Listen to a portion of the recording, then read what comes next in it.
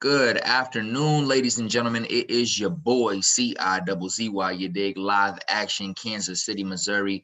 Another episode of the Culture Talks show, the Culture Talks podcast, the Culture Talks network, whatever you would like to call it, we all of that. And as I tell you every single week, I'm like, next week I'm gonna bring back a fire guest. A fire guest is coming on next week, and I haven't lied to you yet. It's been about a year and a half, and I'm just snapping them out. So today, I'm happy to introduce to you, Richard Anthony.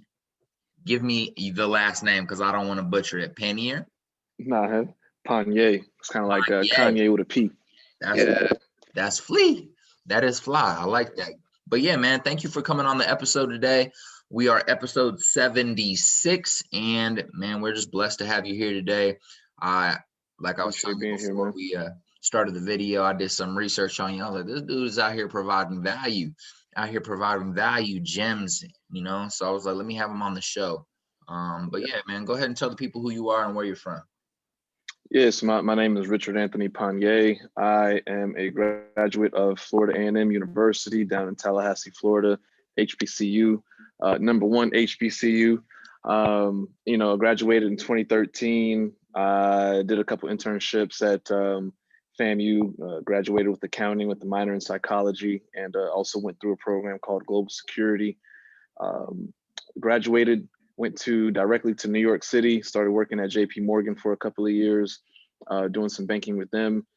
And after 2.5 years, left there, came down to Atlanta, did a whole slew of traveling, and got into real estate as soon as I graduated. So, I mean, we'll get into all of that, but definitely here in Atlanta now. Been here for about 4 years, I want to say. So time is definitely flying, but it's been a good run. And before we jump into it, I think my sister-in-law is a little bit older than you. So you probably don't know her, but I know she worked at JP Morgan in New York City for a little bit. Don't quite remember what years. And she also went to Spelman, which is, not near Florida, but it's a HBCU nonetheless. Yeah. So do you know Kelly Brett? Kelly Brett, I do not. Kelly Brett. Okay. Just wanted to ask, you never know, small world. Right. But yeah, man, if you could describe your life up to now in 3 words, what would those 3 words be? So it doesn't have to be like 3 words that make sense, but 3 singular words. What words would you use to describe how your life's been up to, right now? My 3 words, I got them written down on my whiteboard behind me. It's happy, healthy, and wealthy. Those 3 words are the, kind of the mantra, the words that I kind of surround things that I do and how I live my life, and then what I strive for. Love it. And you mentioned going to school in Florida, but where exactly did you grow up? Where was your childhood spent? What city, what town were you from originally? Yeah, so originally from West Palm Beach, Florida. Moved around a lot with my mother. So lived in Fort Lauderdale, lived in Miami, actually lived in Georgia for a little bit too. So I lived in Jonesboro, Riverdale area, lived in Douglasville for some time. Then ended up going back to West Palm Beach for a bit for high school. And then when I graduated, went to Tallahassee for college, left Tallahassee to go to New York, was living in New York for a couple of years, then came back to Atlanta. I love it. And growing up, essentially in the South, sometimes I forget that Florida is the South, but it's the most southern point. So yeah. I remember that Florida is the South when I come across, some rapper that I interview or somebody I'm talking to, and they're like, listen, Jit. And I'm like, oh, yeah. Y'all definitely from the South. I'm like, oh, yeah. But what was that environment like? And, how do you think that the environment in those different cities in the South that you grew up in, influenced who Richard is today as a grown man? Well, one for sure is, that Southern hospitality, especially growing up with my mother. She'd always instilled, how you treat others and stuff like that. And just being cordial and having manners and treating people with respect. That definitely played a role. And then also me moving around a lot also helped me to kind of get used to being in new surroundings and being able to, adapt to, different folks, different cultures, different backgrounds. I'm originally Haitian. My parents are from Haiti, so I'm of Haitian descent. I'm a first generation American or Haitian American. And so that just being in the South kind of helped me instill, and moving around a lot helped me instill like the process of being able to adapt to new folks, meet new people, and then also just have that mannerism of Southern hospitality. I like it. And so from your, I mean, you know yourself best. Was it most challenging? Was it extremely challenging for you to adapt to these new settings and these new people, especially as a young kid, elementary, middle school, high school, having to shift your friends group? Were you able to do that quickly? Are you a super talkative, like energetic person, or was that like a long process for you every time? Nah, so I mean, it I started pretty young, kind of just got used to it, went to kindergarten, then went to a different first and second grade, then a different third grade. Was there for third and fourth, and went to a different fifth grade, and then just moving around like that, kind of just got used to it and making new friends. I'm not per se talkative once you first meet me. I'm more of an observer at first, just to check the surroundings, see who's who, what's happening, kind of thing, and then I kind of just make friends slowly as I progress. Starting to learn folks and watch what group is doing what and kind of things that after kind of just watching what's going on. I love it. You mentioned your parents are of Haitian descent or born and raised in Haiti. I almost said hmm Haitian. Um, what characteristics, what character traits or principles did they instill in you at a young age that you carried on into, the businesses that you're running today? The work ethic, man. They're just my parents are hustlers. My father, he's not in a bad sense, but what you would call it, he's not kind of a workaholic. My mother's a hustler too. She's started her own business as well, and has a couple of things going on. And they just do what they have to do to make ends meet or get to where they want to be, and that kind of instilled in me as well, is kind of having that work ethic to grind it out until I see the results that I want. Nice. And so was you got straight to the point earlier about getting the bachelor's of science in accounting, working at JP Morgan, going to HBCU, which those aren't easy to get into. Were you always like a student at heart, or was sports a part of your life growing up? Were other things part of your interest, or was school the thing and you was like, all right, let me lock in and get this done? It was kind of like a little bit of both, yes and no. So I mean, when I was with my mother, she was always, she was the type of mother go to the store, like go to Target and pick up those workbooks for you to do, extra homework during like the summer or something like that, or on weekends. So she would always get these workbooks, and like if any of my test scores were low, she would go to Target or Walmart, pick up some workbooks for me to kind of enhance that stuff. Um, and so that kind of worked out. But then when I got to high school, I went and actually lived with my father back home. He was more kind of on the relaxed side, and just him being relaxed, which is not his fault or anything. But then I ended up being relaxed in the school process, so I could definitely see a change in my grades when I was in high school, as opposed to I was when I was in elementary and middle school, where I was going through all gifted classes and accelerated learning type stuff. Um, so it was kind of like a change up. So high school, I kind of slipped up, got my first, I think I got my first D or C in high school, and I was just like, damn, I've never seen one of these before. And then that's when I knew, I was like, all right, something ain't right. And then even when I went to FAMU, my freshman year wasn't even the best. I think my freshman year had maybe a 2.8 GPA, which is not horrible, but definitely some slip ups here. Definitely busy just hanging out with friends and all that other stuff that comes with college and being a first generation college student. So didn't really have anyone older to kind of say, hey, this is what you kind of need to focus down on, or this is how college is going to go. I love it. And so when you made the decision to go to FAMU, was that like an important decision for you to go to HBCU no matter what? Or was there like a scholarship, or was your family like, you need to go here? What was the decision process when you were thinking about going to specifically that HBCU? I mean, honestly, the reason I went to FAMU was because of friends, my high school friends. They were all applying and stuff. They, had either aunts and uncles or, people who knew about the college life. Like I said, I'm a first generation college student. So, I didn't have, I mean, my mother, she did start taking me on, college tours. So she was like, if you're interested in any colleges, I'll take you to some of the schools and campuses and stuff. So I went to stop by Florida State University, didn't get in. I got a, accepted into Barry University, but I didn't want to go there because it was too close to home. My father, he wanted me to go to Florida State when I didn't get in. So he was like, you might as well go to the community college in Palm Beach. And I was like, man, I'm not staying here. So, you know, all of my friends were like, yeah, we applying to FAMU. So I said, I bet I'm gonna apply too. And I ended up just applying. I knew I wanted to do business just because, you know, my mother, she used to work as a teller at a bank.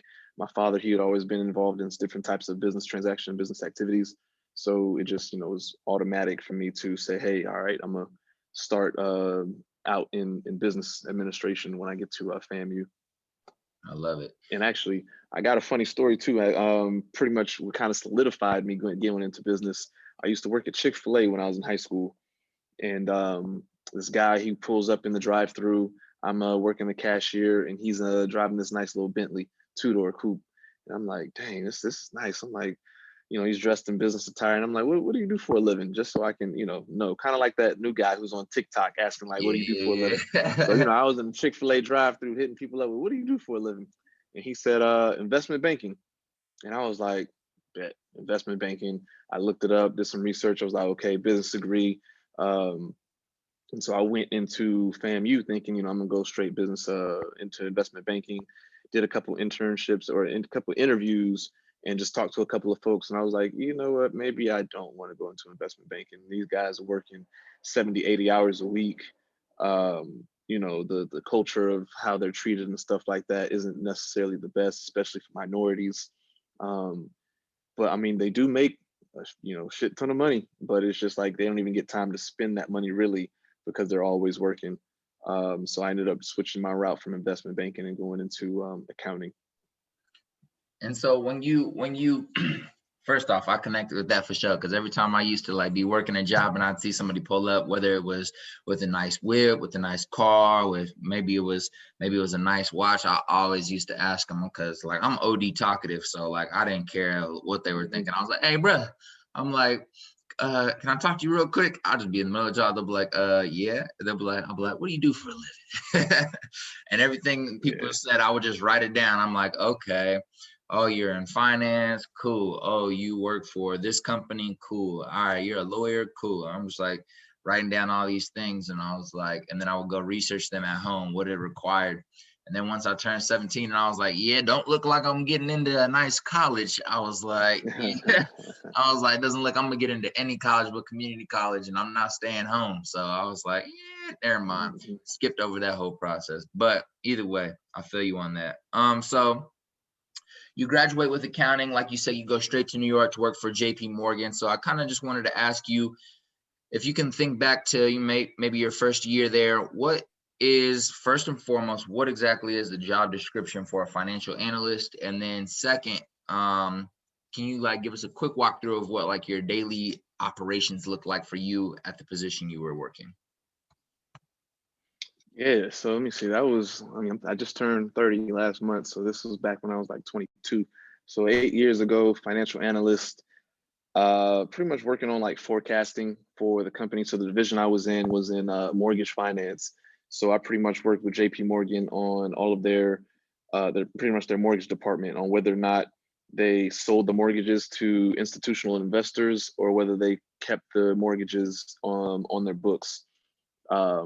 And then kind of just worked with you know, kind of the rates and what we would sell those packages or mortgages as, because most folks may not know, but when you go to a bank and get a mortgage, a lot of times those banks will package those mortgages together and make one and sell it to an institutional investor.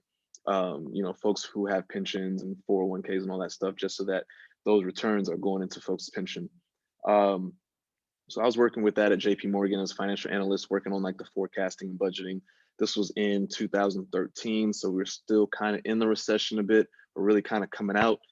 So it was very interesting to just see how they were kind of working the numbers or working with you know, different strategies to get themselves out of the hole on those investments. And so that was kind of the first year for me. I did get you know, one thing I want to let folks know is, you know, when you go into finance, a lot of things are slightly different. You know, you get starting bonuses, and the salary starts are pretty straight. I want to say I think my starting salary was 60K coming out of college, with a $10,000 sign-on bonus. So they, you know, when I got there to New York, they just hand over a check for Were you lit? 10,000. Were you excited? Oh yeah, what? I was like, man, 10 bands, like right here, just full, just the check in my name. Went, put it in my account, and I'm like, dang, this is the most money I've ever had in my account at one time as soon as I graduate college. Like this was lit. But I wanted to be smart with it, you know. I had a lot of homies who were going into banking too, so they were getting their sign-on bonuses, leaving from HBCUs and stuff. Um, but I just wanted to be smart because I know I'm like, all right, I got this money. How can I kind of flip this money and make this money work for me, as opposed to using it to go get a nice apartment, you know, down deposit on a nice apartment, go buying new suits so that when I pull up to the JP Morgan office, I'm looking fly like everybody else. You know, I didn't want to spend on all those things. So I ended up moving in with my uncle. He lived about a hour and a half commute away from the city. So he was in Rosedale, Queens. So I would take the bus for 45 minutes and then take the train, the subway for another 45 minutes just to get to work. And then the same thing coming back, just so I could not have to pay New York City rent. So I was staying up in his attic. He had a nice, he renovated himself. So he had an attic. He laid down carpet and floor and stuff like that. But granted, it's still an attic. So you don't stand up higher than 5 feet or you're going to knock your head. But it was definitely worth it because I saved a lot of money staying there for about 2 years.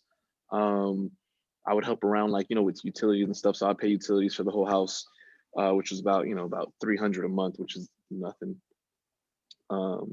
Right, compared to what you would have been paying if you were living in the city. Yeah, so my homies, they had these nice apartments with roommates, and each person was paying 1,600, to have a roommate. And I was like, man, I would just rather, do the commute, save 1,600 extra dollars, every month. So I was just putting that money in my savings account. Like, all right, whatever I would be willing to pay in rent, I'm gonna throw that into my savings account. Whatever I would be saving if I was paying rent, I'm gonna throw that into my savings account. So I had my savings plus the savings of the rent, and then just kind of being frugal and watching how I spend my money. And then I ended up buying a house down in Florida while I was living in New York to rent out. Love it. I love it. And we're gonna get into that here soon because that's one of the most exciting the more focus I have on the biggest thing I wanted to talk to you about. But I did want to ask, what are 1 to 2 life lessons you took away from your experience at the JP Morgan position, and then also at, I believe the company's name was EY or something like that. But yeah, from your 2 corporate positions, what are some life lessons you took away from that? And then also, what are some business lessons that you've taken from those positions and applied to your own personal businesses? Life lesson, yeah. I mean, folks get stuck in that realm of working, the 9 to 5, that they don't follow dreams, or they don't start, the side passion or side hustle that they want to, um, or they just start, getting into that lifestyle of living, middle class or upper middle class, and they just are in that consumer mindset of buy. I need this. I'm making good money now, so let me treat myself and buy this designer bag, designer shoes, go to brunch, and then they don't realize that they're treating themselves every day to where you have nothing for longevity. Um, or you're living in a cubicle because you're working all these hours and you don't really get to enjoy life like you should be. And so that was one thing, is when, I did a couple internships, and it kind of opened my eyes. Like, I'm used to summertime being my time to be out in the open and out freed, out hanging with friends and kicking it and do. And then this was the first summer where I'm like in a cubicle with a bunch of people who, aren't happy. Yeah, they might go to happy hour after work, but it's like we just spent the whole day inside. It's beautiful as hell outside. I know it's, some people out there probably lit, and it kind of just, it was like, all right, is this the life I want to live? I need to design or research how folks are living the life that I kind of want to live. I don't want to be in the cubicle every day, all day, when it's nice outside. I want to be able to enjoy that nice weather, especially while I'm young and have the energy to go out and do things. So I made it my life goal to, like, all right, let me see how I can get passive income, in order to not have to be tied down to this cubicle. Business wise, though, I got really, really good with Excel, and Microsoft Excel is probably one of the biggest things that I use when I'm analyzing properties or analyzing deals, or pretty much doing anything finance related. I can use Microsoft Excel, calculate my formulas, do all the VLOOKUPs and pivot tables and stuff like that.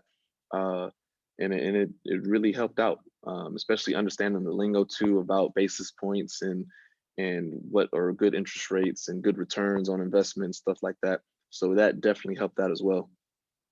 I love that you mentioned that, because that's one of the little certifications I've been thinking about getting. There's like a Microsoft Excel cert, just so I could become more proficient in it. Mm, Felt like it might be a necessary skill for the things that I'm interested in. So that's funny that you say that. okay. Um, so your first property you say you bought while you were in New York City. So I know 2017 you decided to acquire a real estate license, but prior to that, did you already buy that property that you were investing in?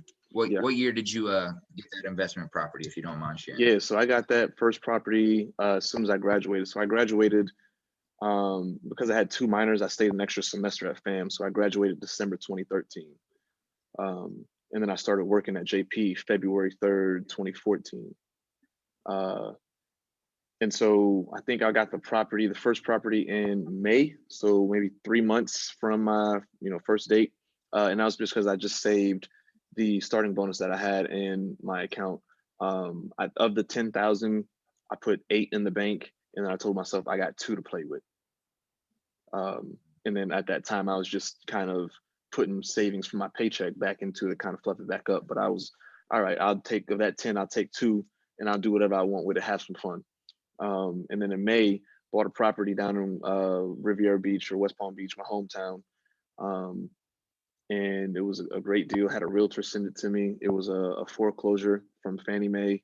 They had foreclosed on whoever the owner was, and they fixed it up actually before they put it on the market for sale, which was great. And one thing too, if you're in any city and you want to find Fannie Mae foreclosure, you can go on homepath.com. That's HOMEPATH.com, and you can find Fannie Mae foreclosures in your city. They're geared toward people who don't own property yet.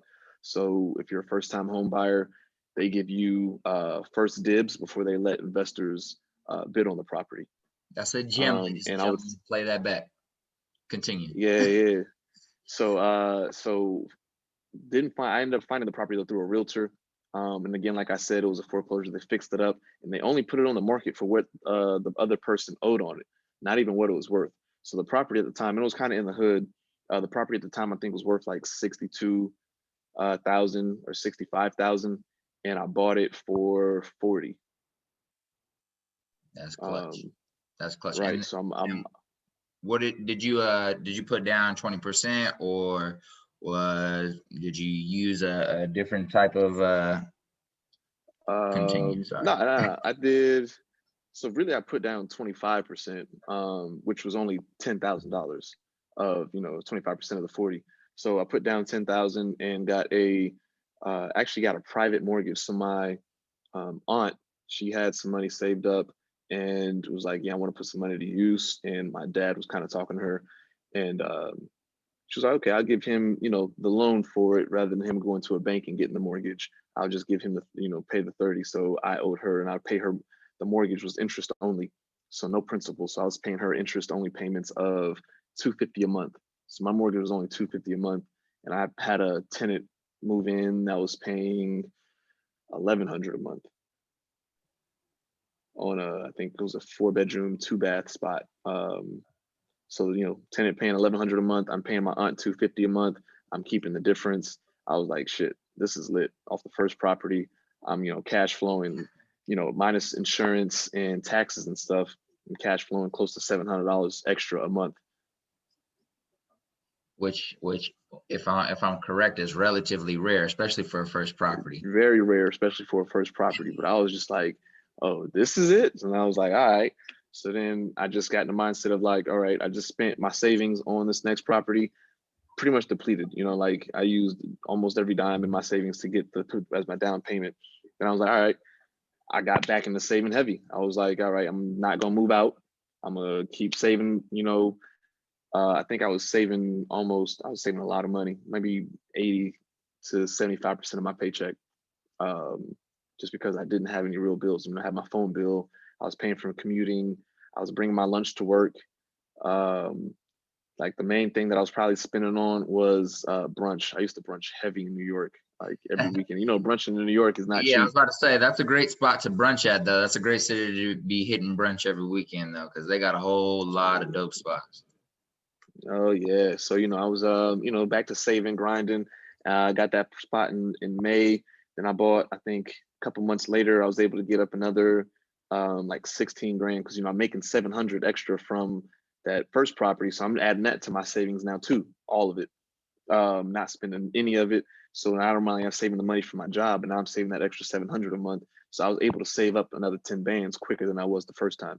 Well, the first time I got the signing bonus, but I was able to save up another 10K in like a couple months. Bought another property in August of the same year, and then actually ended up getting another property in December that same year too. Because every time I get another property, all the cash flow from that would just go straight to my savings. Man, first off, clap it up for a 23-year-old Richard at the time, right? 22, 23 years old. Yeah, 2014, 22. Yeah, I had just turned 22 the month after I started working. 23. 22. I love it. And so I think a few important things for people to notice there is number one, whether it's a property or whether it's a business you start or whatever it might be that you're getting some extra income from outside of your 9 to 5 or outside of your day job, you don't got to go blow that on yourself or take it out of your business or take it out of your investment property. Take that and reinvest that. You know what I'm saying? I think one thing I've seen a lot with friends that are starting to start businesses right now, it's like as soon as they make some money off their t-shirts, as soon as they make some money off of their first property, as soon as they make some money off of anything, they take it, instead of reinvesting it back into further investments to further them along, or reinvesting it back into their business to improve operations or improve quality, they go and blow the bag, and now they got to come out of pocket again from their 9 to 5, or they're relying on their 9 to 5 to continue to fund this. So I think it was really important that you shared that you were reinvesting that and then using the money from your 9 to 5 and being smart about how your lifestyle was, because you knew what you wanted your lifestyle to be in the future. Yeah. So if you have a goal for the future, if you have a target for the future, you start acting accordingly in the now, in the present. So I think it's really important for people to realize and kind of run that part back of, the past 10 minutes of what you just shared. So I did want to ask you though, not everyone comes up on game about, real estate or about who to hit up or find out about these websites or find out or get in contact with the realtor or know that, their money could be used to get an investment property that brings them money. So what was 22-year-old Richard, reading, or who was he talking to get the information he needed to know that, oh, I just got a bonus check, let me go put it down on an investment instead of getting a bust down rollie? Yeah. So my father, he was in real estate pretty heavy as well. When I was in high school, he had his own mortgage business. So he was helping folks, get mortgages. So he was a mortgage broker. When the recession happened in 2009, though, he lost the whole business. And he had to, basically start over from scratch. And so I kind of learned from him, because he was in that realm of real estate and mortgages and stuff while I was in high school, until, he lost the business and had to start over. So from him, I think he owned maybe 2-3 rental properties at the time. And in my head, I was like, all right, you have 2-3 properties, you're cash flowing, meaning after you pay all your expenses, you still have a little money left over from your tenant that paid you. So I was like, why don't you, this makes perfect sense. Like, you don't have to really do any work. Why don't you get more properties? And he's more old school, more conservative with it. So he was like, nah, if 3-4 is enough. If I get more, that's more headache, more, dealing with tenants and more dealing with, issues and stuff. Whereas I was like, you can streamline it, or you can hire out and delegate the work so that you don't have to be in the nooks and crannies of it all. But, like I said, he was old school and a little more conservative on it. So I'm thinking, instead of having 4, you can have 40.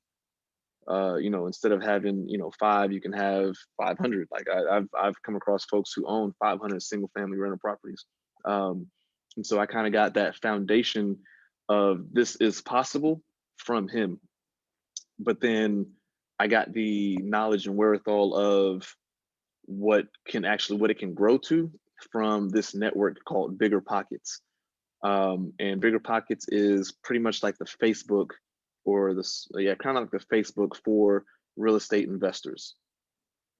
They got a podcast. I would say because I had that hour and a half commute to work every day, right? So I was waking up at 5 every day, coming home around 8, 9 o'clock. And on that hour and a half commute that I had, I was listening to Bigger Pockets podcast in my headphones. While everybody else is on the train or on the bus listening to music, I got a podcast episode, and each episode is maybe an hour long, and I'd had it playing maybe at 1.25 or 1.5 just to kind of speed it up a little bit.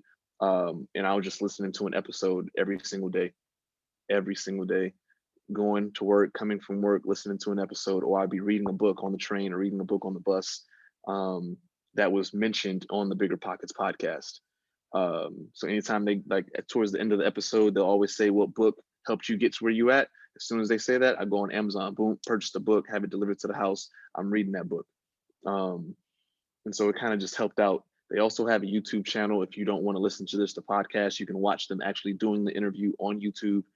Or they all have their website, biggerpockets.com, where it's kind of like a forum of folks having conversations. So you can literally search on the site whatever topic you want to know, and you can see every conversation that's pretty much had on it. And that kind of helped. And then just networking with folks and kind of just going for it and learning, probably getting smacked on my hand like, oh, you should have done it that way. But then it's like, all right, I learned my lesson and now I know how to do it better next time. I love it.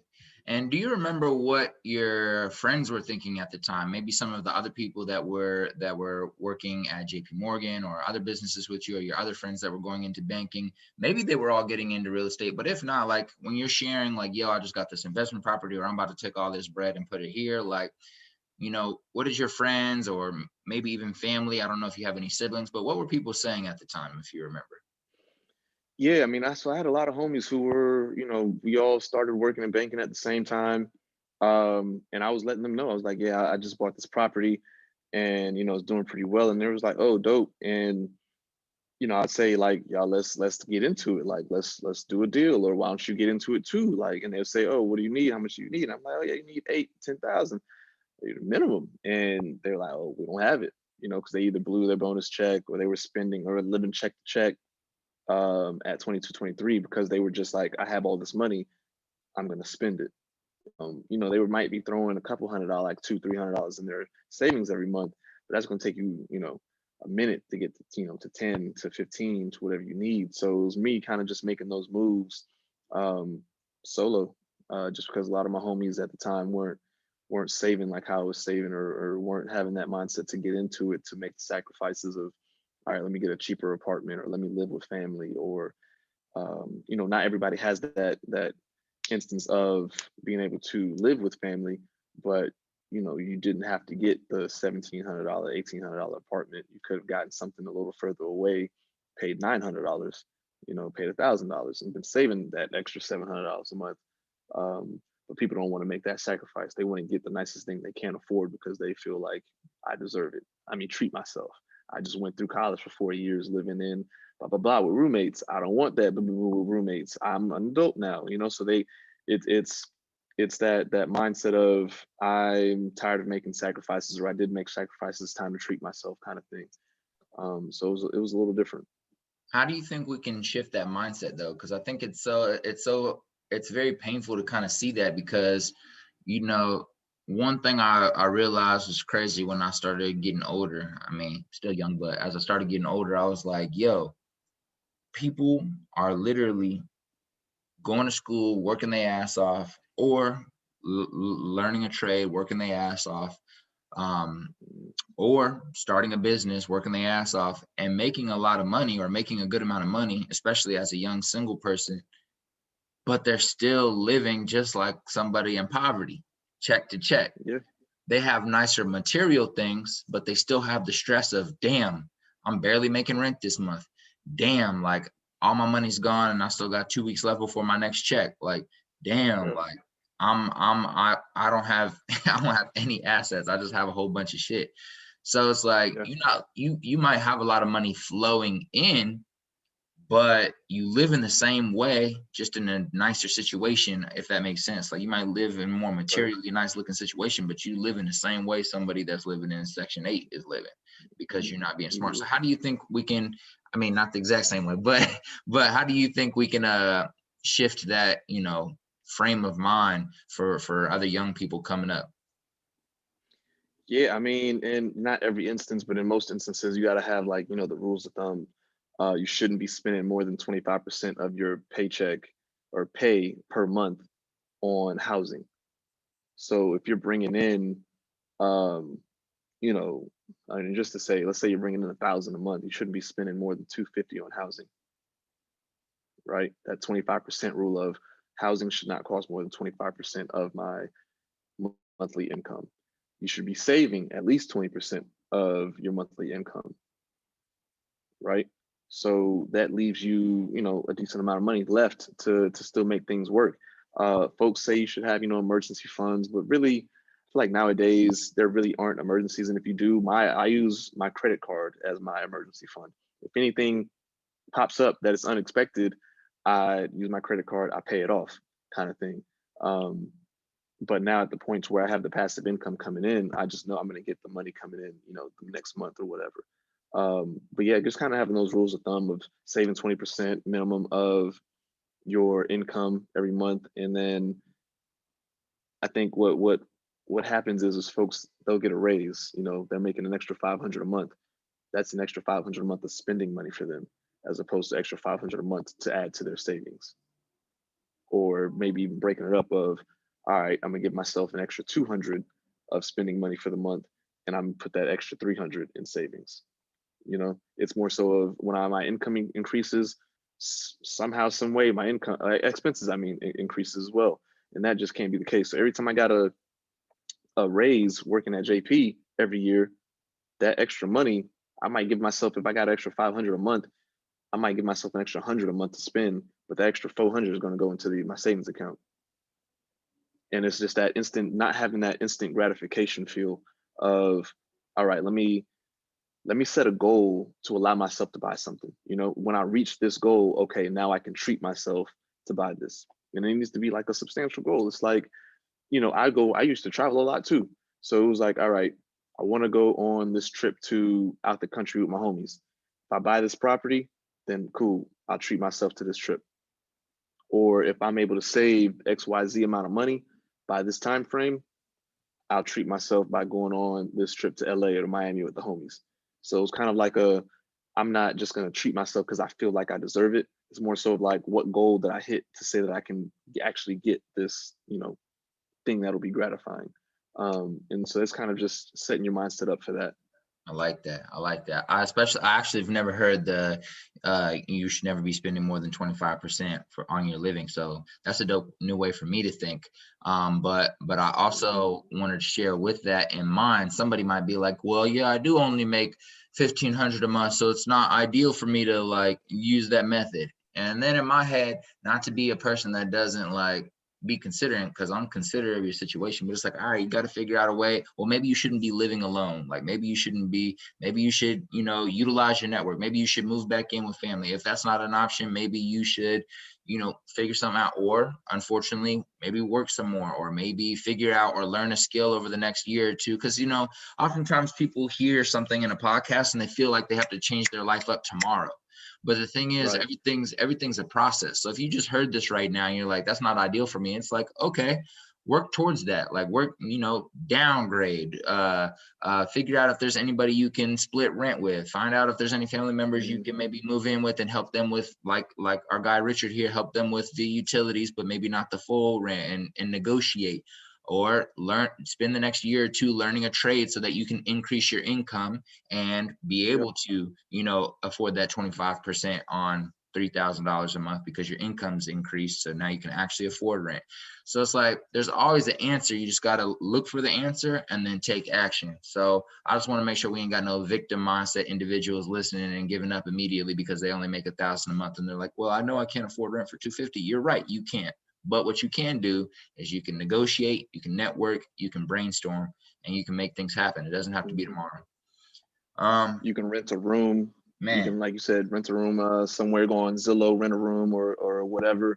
But I think another thing is too is we get stuck in what we have already. So folks who work in their jobs need to ask themselves, when's the last time you applied for a new job mm, or applied for a new position?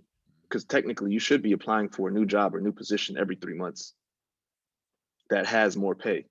So if you've been working your job for 9 months, 18 months, 2, 3 years, and haven't applied for a new job that could possibly be paying you more, like 10, 20% more money, then you're not doing it right. You're stuck at where you're at. You need to be, okay, where can I get the next bag? You're doing the same job description, same whatever, but you might be able to go to a different company where they pay their analyst $10,000 more a year than they pay the analyst at the job you're at. People need to be applying for jobs every 3 months to open up the opportunities, whether you're a mechanic, electrician, whatever it may be. Like, not every company pays the same. So with your experience, it's harder to level up as fast by staying in the same company. Now, don't switch from one role that's completely different to another role, because then your pay might stay stagnant. But if you have a lot of experience in one aspect and you apply at a different company, they're gonna be like, oh, like, we need you on our team because you can bring. We'll give you the extra 10 for you to move, or extra 15 for you to switch companies. So people always need to be leveling up to say, all right, I haven't applied for a job in 3 months. Let me apply for a new job, or just apply, at least get the experience or the practice for interviewing, because people are bad. Some people are bad interviewers, so it might not even be a job you want, but just apply for it just so you can practice the interview rounds, and then apply for the real job you want. And that way you're bringing your money up, and then you decrease your expenses on like housing and stuff by staying with somebody, renting a room, or having a roommate, staying with family, like you said. So I mean, it really just depends. that's a bar. You dropping bars. Number one, 25% for living, 20% for savings, still leave what, for 55% of your income to, either, I highly don't suggest that you blow it, but either invest immediately or put it somewhere else, or increase Right. your savings. Because the reality is, once you realize once you realize that you really don't need to be spending all these things, and you come up with the structure. One thing, you posted the other day, the 4 books that, influenced you in some way. And one of them was Rich Dad, Poor Dad. And I think one thing I learned from Rich Dad, Poor Dad was pay yourself first. And once I started paying myself first, I started realizing, like, I got a lot more leeway. Like, okay, I told myself, I said, all right, I'm going to put, my last job, I was like, all right, I'm going to put 400, immediately into my Roth, and I'm going to put 200 into some stocks that I like, you know what I'm saying? And then whatever's left, I'll pay my bills. And once I started like doing that, I was like, hold up. I didn't even think I had that money free, because as soon as that money was coming in, I was thinking about, who am I going to take out for a date? Where am I going to drive to? Yeah. What ticket am I going to buy to LA next? You know what I'm saying? And once you start noticing that you have actually a lot of free money, if you just thought about it, like, you start to realize, like, damn, I could be using this. I could increase my savings. I can give myself more than $10 a month. I can give myself 150. I just didn't think about it like that. You know what I'm saying? So that was a bar. But then every 3 months, because here's the thing, a lot of people enter a job at entry level, right? Or, that people always complain about, and I understand, like, when you're applying to a job and it's like, you need experience. It's like, I'm trying to get experience, but I can't apply to, you're saying I can't have this job because I don't have experience. So once you get blessed with getting a job that you quote unquote needed experience to, but they let you in, or maybe you got an entry level position, now you're building up a skill set. Now you're building up value. Every 3 months, you've developed quite a bit of value or skill from whatever job you're working. And if you're constantly applying and building up your value and working for bigger and bigger companies, like, they're gonna pay you more because you provide more. It's different than you coming in. I've never Yep. cleaned a kitchen before, but I've been cleaning kitchens for the past 3 months. Now I can ask for maybe $1 more, you know what I'm saying, or maybe 50 cents more. And as soon as you progress through that, next thing you know, you look back and you've increased your pay by a lot over the past 5 years because you made the decision to keep applying and keep leveling up. So I love that. I never thought about it that way. And I mean, the same thing even works because I kind of got that mindset or that knowledge when I was in college. So every Saturday morning in college, I would apply for at least 3 new scholarships just to get more money coming in. So I'd wake up Saturday morning before everybody wanted to go day drinking and turning up and go to the game and stuff. Wake up 9 a.m. and I'd apply for 3 new internships. I'd filter out for the ones that don't need essays, so it could be quick. Or if it did need an essay, I could recycle an essay that I already writ for a different scholarship. And then boom, apply. And then boom, apply for another one. Boom, apply. I apply for 3 every Saturday morning. Probably got a bunch of no's, but then on a couple of yeses, that's another $1,000, couple $1,000 in my bank account while I'm in college. So it was like that helped me to get that mindset of there's a new bag out there. You just got to go ask for it.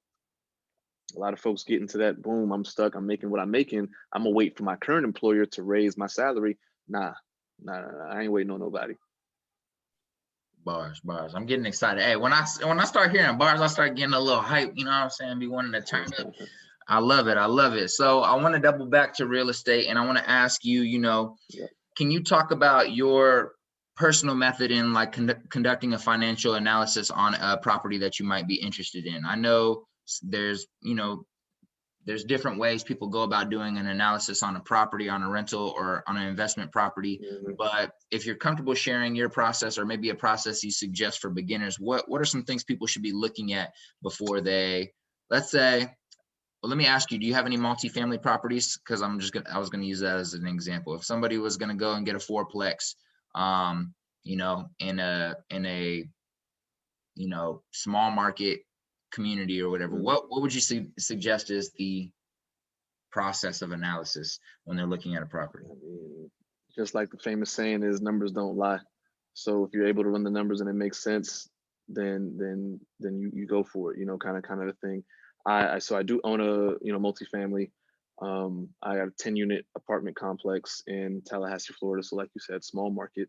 Got it for dirt cheap, and now it's appreciated a great amount. But I do also, just for analyzing purposes of analyzing any deal, I have 2 different spreadsheets I use, again with Excel. Um, and so I just plug the numbers in and it calculates whether or not what my cash on cash return would be. And if that return percentage meets my minimum of what I want, 10, 15% a year, then I'm like, all right, I'm going for it, you know? And then for a flip, it's the same thing. I plug the numbers in, and if it pushes out the numbers that I want to see, then it's like, all right, bet I'm going for this deal, and I make it work.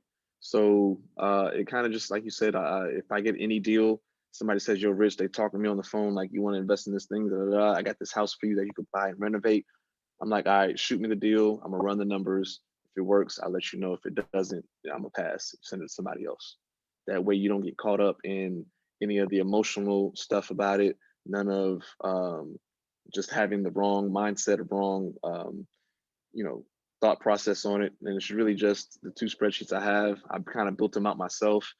I do have them on my blog. If anybody wants to go to my blog, iamthinkingrich.com. They're completely free.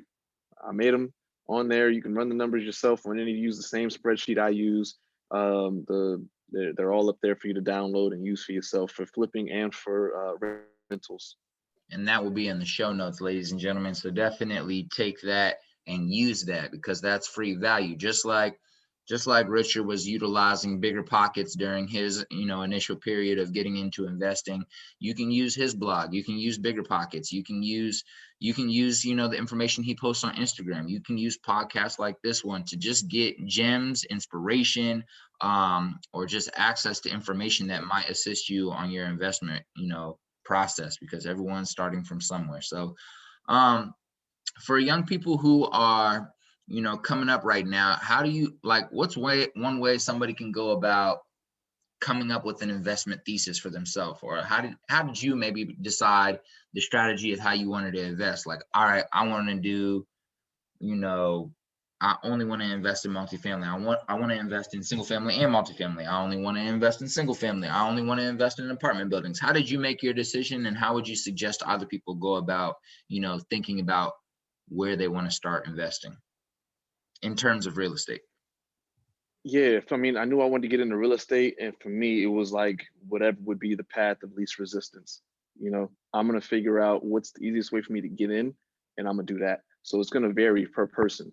I don't want it to be like, oh, folks will be like, oh, I'm in the San Francisco market, I can't afford anything here. All right, well, who says you need to buy in San Francisco? Like, there's no law that says you can't buy in Wisconsin. There's no law that says you can't buy in Texas. Like, everything is virtual now anyway. You're not going to be the property inspector. So it doesn't matter if you go see, I buy property all the time that I've never even seen. Why? Because I'm not the inspector. I'm not the appraiser. I'm not the property manager. I might go see it after I bought it. Like, even when I bought my 10-unit apartment complex, I didn't see it in person until the day I closed. I saw the rent roll, I saw the receipts that the rent was being deposited in the account. I had an inspector go by. He did an inspection, told me what was wrong and what needed to be fixed and stuff like that. You get an appraiser to make sure that the property is actually worth how much you're buying it for. And then you reach out to a property manager to say, hey, can I increase these rents? Or, hey, what could I get this property rented for if I buy it? And they'll let you know, like, okay, in this market, the rent is this. And you don't even need a property manager to do that because, well, it's better to use them. But if you want to get a preliminary look into what you can rent a property for, there's a website called rentometer.com, RENTOMETER.com. You go in there, you type in the address, you put in how many bedrooms and bathrooms there are, you hit analyze, and it'll give you a range, a spectrum of what you can get in rent, between like the median range, the high range if your property is really nice, and then the low range if it's not the nicest one on the block. And that way you plug it into the spreadsheet that you can get completely free, again, on my blog, I Am Thinking Rich, and just go from there. So it really just depends as far as strategy and getting started. My thought process was, I don't want to be in a cubicle, so I want to build up as much passive income as possible. So I wanted rental properties. It was the most hands-off. I didn't have to deal with flipping. I was a little scared up to start out with because I was hearing a bunch of horror stories about contractors running off with money or doing shitty jobs. So I was just like, you know what? Rentals. Get a tenant. They know they got to pay their rent on the first of every month. I get a property manager to deal with any broken toilets, so I'm not getting calls at 2 a.m. And it would just kind of streamline the process to hire out and delegate so that I can focus mainly on the investing side and finding the next deal. So I got a realtor who knows exactly what I'm looking for. 3-bedroom, 2-bath minimum. I don't want any 2 bedrooms. I don't want any 1 bedrooms. Got to have at least 3 bedrooms. Got to have at least 2 bathrooms. Got to be at least 1,200 square feet. And then if my property manager says, yeah, this is a good area to rent out in, cool. And if I calculate my mortgage and make sure that my tenant's going to cover my mortgage, all the expenses, and give me at least $300 extra a month before I say, yeah, okay, I'm gonna do it. So really, it's just the path of least resistance. Some people have connections to where they got people who will let them borrow money to do some deals. As long as you know what you're doing, you're not gonna blow somebody's money. Cool. But again, path of least resistance. It all depends on your scenario and what works, and for you and what you have to work with. Numbers don't lie. Run them numbers, ladies and gentlemen. Run them numbers. Run them numbers. And even house hacking. House hacking is a great way to get into it too. You buy a property and you rent out the bedrooms. That's my goal. That's my goal for now.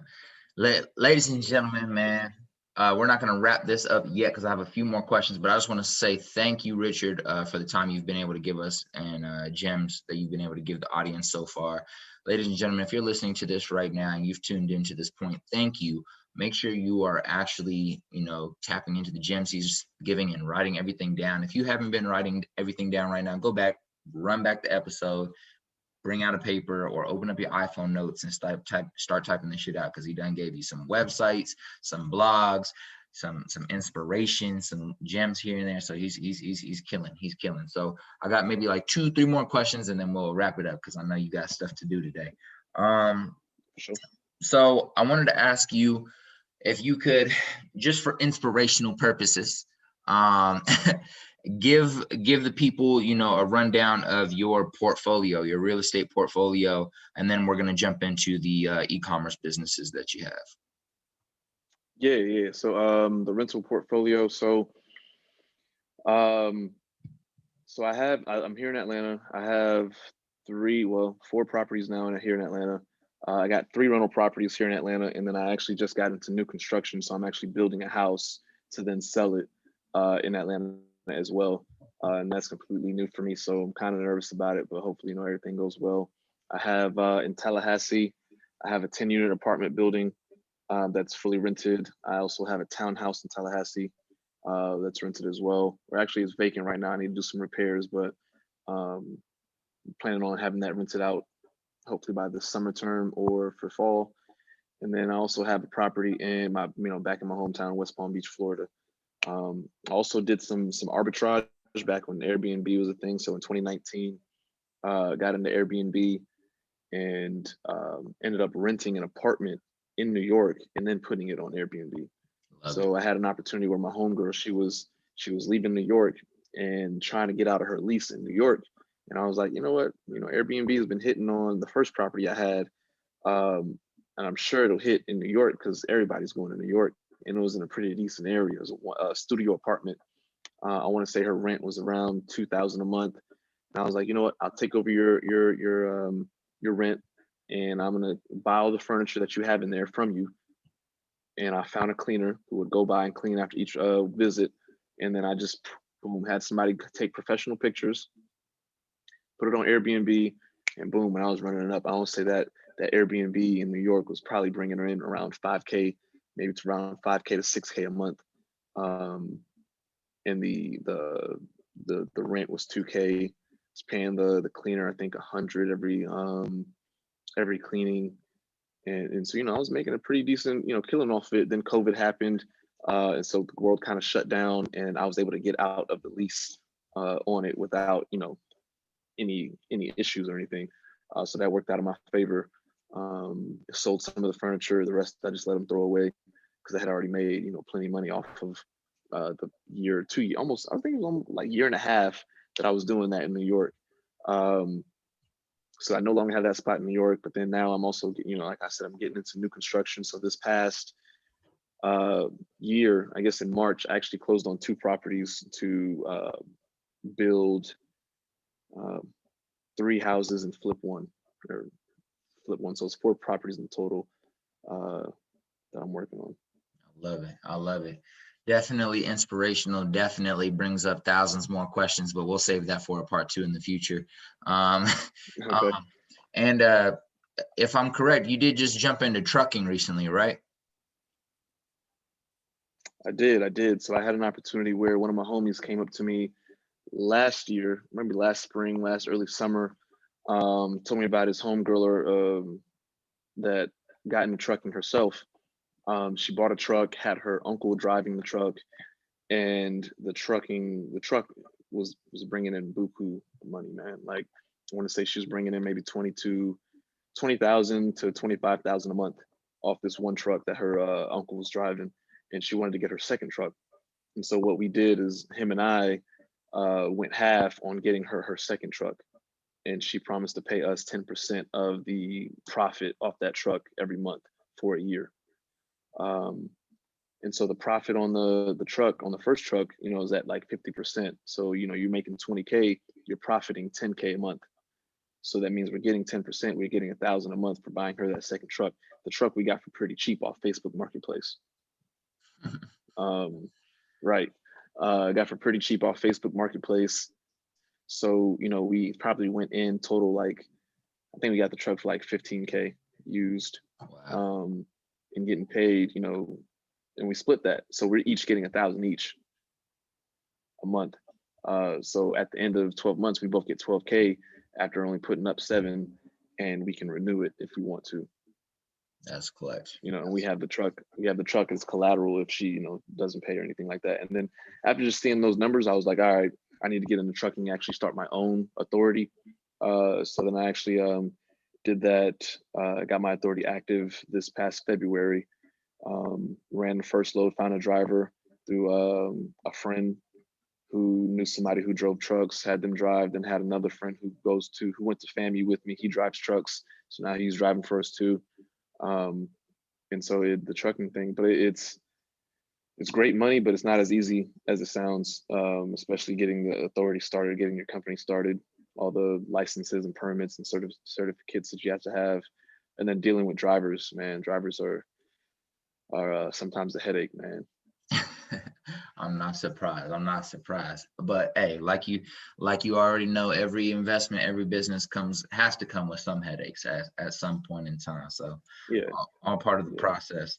I love it, man. I'll say that you're a super inspirational individual. I'm glad that I saw somebody randomly retweet one of your tweets, so I could have you on the show. I'm glad you agreed to come on the show, and we're definitely gonna have to have a part two.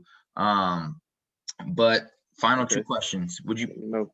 would you mind All right. sharing a little bit about the two e-commerce companies that you started? I think one's called Empress Crowns, I believe. Um, Yep. and then the other, I have to go to your Instagram, but but Yeah. yeah, Black Standards. So can we talk about, well, I don't know if that's e-commerce, but either way, can you start talking about those two before we hop off, share a little bit about those and where people can find more information.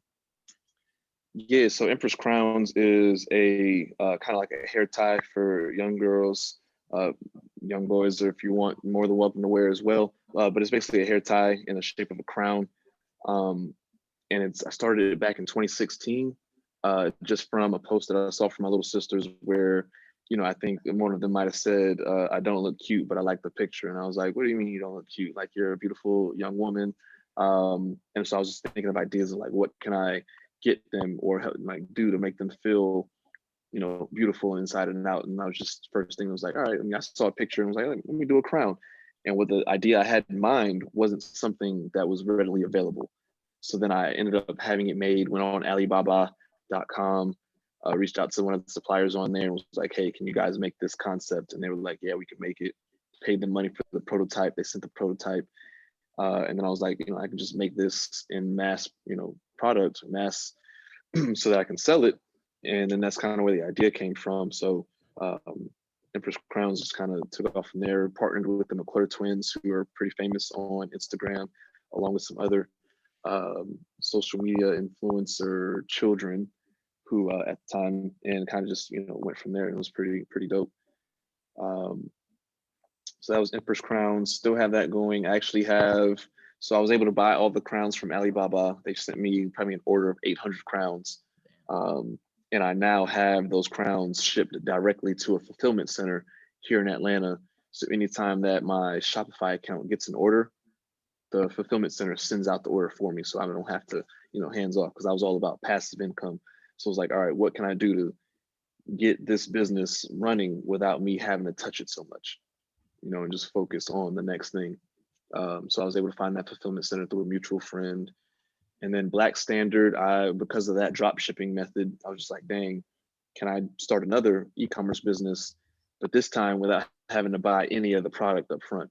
And Black Standard was a brand for the Greek organization. So Divine Nine at colleges, so Alpha and Q Dogs and Deltas and AKAs and stuff like that. I'm not Greek personally, but I just got the idea to make emojis out of all of their hand signs. So the deltas throw up the pyramid and everything, and so I just took that emoji or like kind of the emoji concept to make them into emojis to put on paraphernalia, and it kind of took off. And that with that, I used a website called Printful, so PRINTFUL.com, and then there's another one called Printify, PRINTIFY, and you can go on there, design whatever product almost any product you want, and put it connected to your Etsy store or connected to your Shopify store. And anytime you get an order, Printful or Printify will make the product at the time of the order and ship it out to your customer. And they charge you at the time that you place that, or your customer places that order. So you don't have to come out of pocket any money, pretty much, because your customer just gave you $100 for the order. Printful's charging you $40 to ship and make the order. So now you just pocketed 60 and didn't have to come out of pocket any money. It's like a free business to make something. All you have to do is come up with an idea. I love it. So it kind of just works out. If you got an idea of something that should go on a shirt or go on a hat, and you don't have the money to start the business, you don't need the money. You literally just go on there. You might need, you know, 100, $200 to start the LLC and to start your Shopify account. But if that's the case, you can just go on Etsy. Etsy is completely free. You start up, you know, the LLC might be, and you're good. Oh shit. You're good. I can hear you My though. AirPod.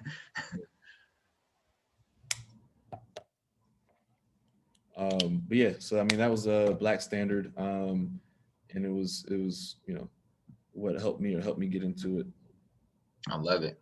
I love it. That's super fun. I think again it goes back to what I was talking about earlier. Like you start with a goal and then all your actions moving forward like can focus on that. So you know you wanted to be hands off a lot of things and you were focused on passive income. So you are constantly trying to find ways to, you know, leverage network, leverage relationships, leverage ideas, leverage concepts, leverage your, you know, going to school and knowing that you have a lot of Greek life friends or just noticing that there's potential in some business and then figuring out ways to make that money without having to go crazy, like give 100%, you know, of your time to that. So I love it. I love it.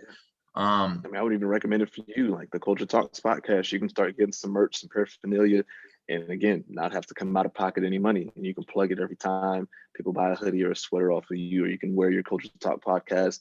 You can buy it wholesale just for yourself, and they'll send you you know, a mock-up or a kind of like a preview of what it would look like, and it's easy to go from there. And then if you have a design, you're not an artist or anything like that, you can go on different websites like Fiverr. I think it's Fiverr. Yeah, you can just send them your idea and they'll make it and draw it up for you for $5-10, you know.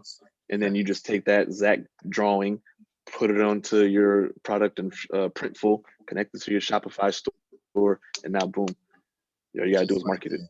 Which is funny because you know what, I'm about to do that with the sweatshirts because the t-shirts, like we make some t-shirts by the way, but when we hop off I'm gonna have to send you some, so you're gonna hook me up with a PO address or whatever that thing is called, PO box. Right. So we make the t-shirts and everything and sell them, you know, hand to hand or ship them out because we like to, you know, we bought one of those screen press things or whatever, but Yep. the sweatshirts are a little bit more difficult to order and more expensive and everything like that. So I think that would be a great idea to utilize, you know, Printify for the sweatshirts because, you know, again, like you said, you don't come out of pocket, nothing crazy. LLC's already started, so we ain't got to worry about that. So it's just boom, boom, boom. You know what? Look at you. There you go, man. I love it. I love it. Final question of the day. It's your last day on earth. You're 110 years old. You've lived your life to the fullest. You've been able to, you know, do everything you've wanted to do in terms of investments, marriage, kids, whatever you want in life, you've accomplished it. But your great grandkids are sitting at your feet, and everything you've ever done, it has to be taken with you to wherever the next world you go to is. So whatever you said to your great grandchildren right now is the last thing they have of you, and they ask you, great granddad, give me one piece of advice on how to live life. What are you going to tell them? I would say you make the rules and every problem has a solution. So if there's something you want to do, you don't know how to do it, you go find somebody that does, go read a book that does. But yeah, there's no set rules on how to live your life. You know, if you don't want to be in that cubicle, or if you don't want to do this, that, and the third, you can live your life exactly how you want to, simply by just going to go do some research and reading a book on it. I'm pretty sure there's a book on almost every topic known to man. So it's like, and if something specifically doesn't work for your case, you might have to tweak it a little bit. But again, every problem pretty much has a solution. They got scientists coming out with vaccines and days and stuff. So anything else, you know, it's not rocket science. I love it. I love it. Richard Anthony Panier, ladies and gentlemen, go ahead and drop where they can find you on socials and your blog one more time. And then if you give me 10 seconds of your time after I end the show, I would appreciate that. But yeah, just drop your socials and where they can find your blog as well. Yeah, I mean, for sure. I mean, first I want to say thank you, man, just for having me on the show. This was definitely a dope conversation. I like what you got going on.